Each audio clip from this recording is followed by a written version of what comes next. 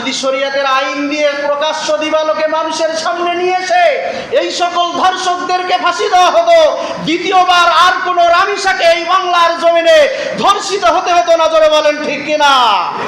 আজকে যদি আমাদের দেশে ধর্ষণের সঠিক বিচার থাকতো, আজকে যদি আমাদের দেশে শরিয়া অনুযায়ী বিচার থাকতো, কোরআন হাদিস ইসলামী নিয়ম অনুযায়ী বিচার থাকতো, বলেন তো আরেকটা রামিসাকে এই বাংলাদেশে ধর্ষিত আমরা দেখতাম না। জোরে বলেন ঠিক কিনা?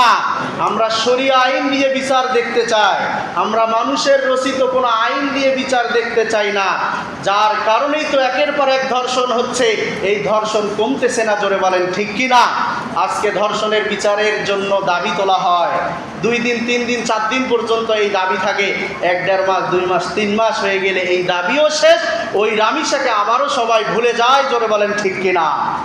আসিয়া ধর্ষিত হয়েছে, তার খুনির ফাঁসিরও রায় হয়েছে, কিন্তু আজও পর্যন্ত বাংলার জমিনে ফাঁসি কার্যকর হয় নাই, আপিলে ওই ফাঁসির রায় ঝুলিয়ে আছে। জোরে বলেন ঠিক কিনা? আজ যদি শরীয়তের আইন দিয়ে প্রকাশ্য দিবালোকে মানুষের সামনে নিয়ে এসে এই সকল ধর্ষকদেরকে ফাঁসি দেওয়া হতো, দ্বিতীয়বার আর কোন রামিসাকে এই বাংলার জমিনে ধর্ষিত হতে হতো না। জোরে বলেন ঠিক কিনা? কোরআনের আইন দিয়ে যদি আমরা আজকে বিচার ফয়সালা করতাম, তাহলে ধর্ষকরা দ্বিতীয়বার আর কোনো চান্স পেত না আর একজনকে ধর্ষণ করতে। জোরে বলেন ঠিক কিনা?